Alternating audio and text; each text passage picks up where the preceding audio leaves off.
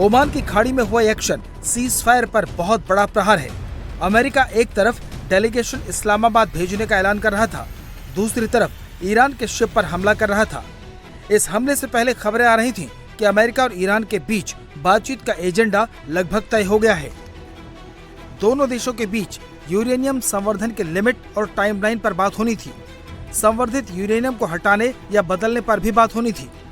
Iran के परमाणु plant की पूरी अंतर्राष्ट्रीय निगरानी, होर्मुज स्ट्रेट को फिर से पूरी तरह खोलना, दोनों देशों के बीच दुश्मनी का अंत और अमेरिकी सैनिकों की वापसी।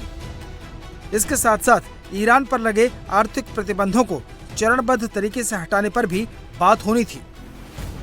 हालांकि ईरान बार बार कह रहा था कि वो अभी इस्लामाबाद में बातचीत के लिए तैयार नहीं है, क्योंकि उसे अमेरिका पर भरोसा नहीं है।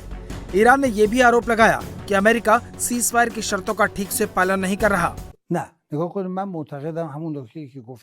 युद्ध विराम हुआ तो था, लेकिन वो अधूरा था। जैसा कि मैंने पहले भी बताया कि अगर उन्होंने ईमानदारी से सीज फायर को लागू नहीं किया तो फिर हम भी सीज फायर की शर्तों का पालन नहीं करेंगे। हम जंग दोबारा शुरू करेंगे और फिर हम उनके साथ बातचीत भी बंद कर देंगे। हम दोनों ही कदम उठाएंगे, बातचीत बंद करेंगे और जंग दोबारा शुरू करेंगे।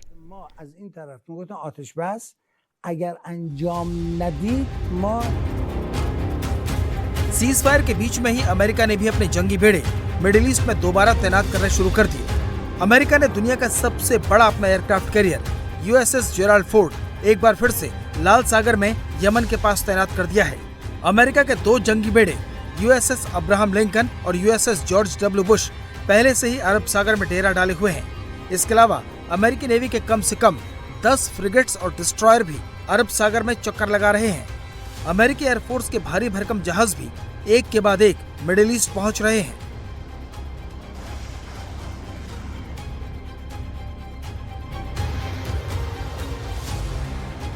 ईरान के साथ सीज फायर खत्म होने से ठीक पहले ट्रंप ने ईरान को धमकाया है कि अगर बात नहीं बनी तो वो फिर से ईरान के खिलाफ वॉर शुरू कर देंगे।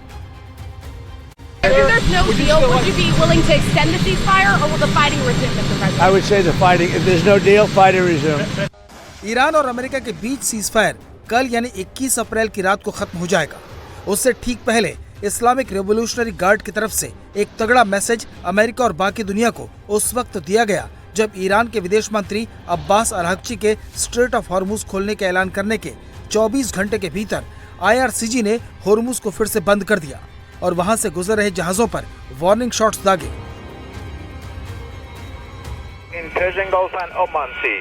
This is Iranian Sepa Navy calling you on channel 16.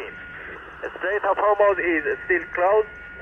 We will open it by the order of our leader Imam Khamenei, not by the tweets of some idiots. If you want to pass through the strait, you must ask permission from Iranian Sepa Navy. All vessels that have a connection with our enemies will be targeted if they try to pass the Strait of Hormuz out. इन हालातों के बीच पाकिस्तान पिस गया है। 3 दिन से Tehran में डेरा डालकर बैठे आसिम मुनीर खाली हाथ ही लौटे हैं। इसके बाद रविवार की रात को शहबाज शरीफ ने पेजेशकियान से फोन पर बात कर उन्हें मनाने की कोशिश की, लेकिन इन सारी कोशिशों पर ट्रंप ने पलीता लगा दिया। ईरान को इस हमले का अंदाजा हो गया था, इसलिए उन्होंने पहले ही चेतावनी दे दी। हम हर तरह के हालात के लिए पूरी तरह से तैयार हैं। हम बातचीत की कोशिश तो कर रहे हैं, लेकिन अगर हमारे दुश्मन ने मामूली सी भी गलती की तो इसका अंजाम बहुत बुरा होगा। हम पूरी ताकत से दुश्मन को जवाब देंगे। हम चाहते तो नहीं, मगर दुश्मन ने जंग हम पर थोपी तो फिर हम पूरी तरह से रेडी हैं। हमारी सेनाएं हमेशा तैयार हैं। उन्होंने दुश्मन के इरादे नाकाम करने की पूरी तैयारी कर रखी है। इस्लामाबाद में रेड कारपेट बिछा हुआ है, लेकिन हॉर्मुज को लेकर ओमान की खाड़ी तक जो हो रहा है उससे साफ संकेत मिल रहे हैं कि अगले 24 घंटे में गोला बारूद की आंधी फिर आ सकती है।